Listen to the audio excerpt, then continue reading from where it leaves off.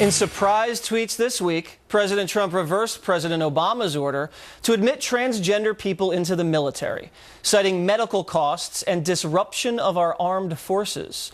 A recent Rasmussen poll shows 23% of Americans are for transgender military enlistments, 31% against, and 38% say there is no impact.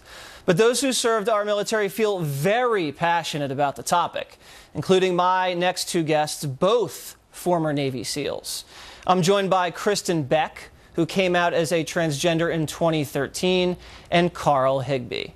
So, Kristen, I'm going to start with you. You were in SEAL Team 6, and then tell me what happened when you left. So I was at Dev Group for about 5 years. I retired in 2011. And then I was working for the Department of Defense at the Pentagon doing consulting. And then I came out in 2012, 2013 timeframe. Carl, you don't believe that transgender individuals should be serving in the armed forces. Why is that?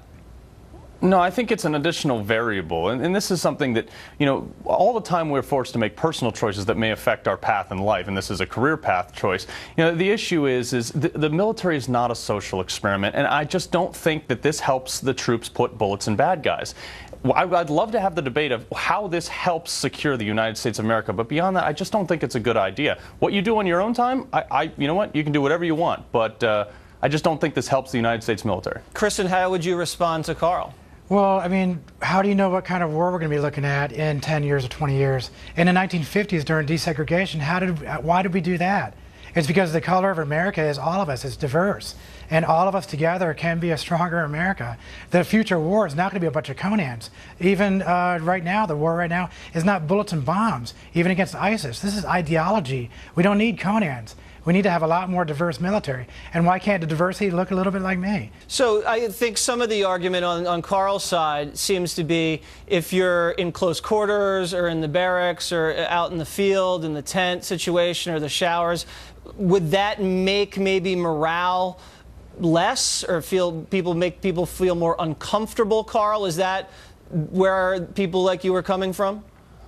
Yeah, and it is. It's nothing against the personal thing. Like, look, you know, I personally wasn't for the don't ask, don't tell, but I wouldn't change it back because, like, it's something that's.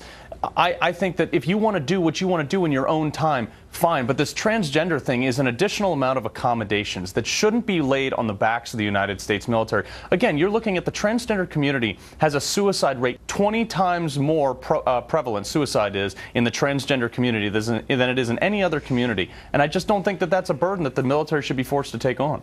Okay, well, Carl, Kristen, go ahead. To that point, the suicide rate, like me and who I am, does not make me anything.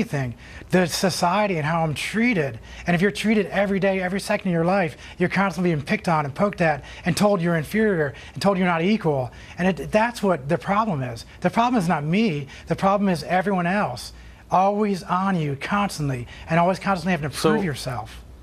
You think that, I mean, the studies say that there's between 1,000 and 6,000 potentially transgender people in the military. So you think that they're the ones who are right, and the 1.5 million or so that are currently there that may or may not be doing this picking on, that they're the ones with the problem? I think that I'm not willing to sacrifice. Kristen, we'll give you the last word. Go ahead, Kristen. Well, you're mixing apples and oranges right there. The thing is that all those people are constantly on you. This is greater society, not the military.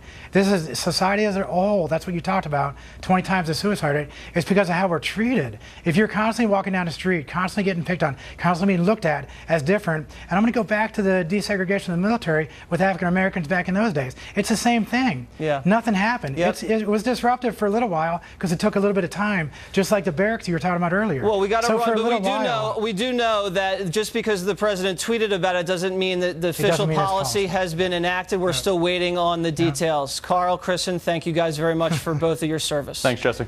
Thanks, Still Carl. to come, find out more about my tan and so much more in our first installment of Ask Waters. And fake news and the mooch in our real news segment up next.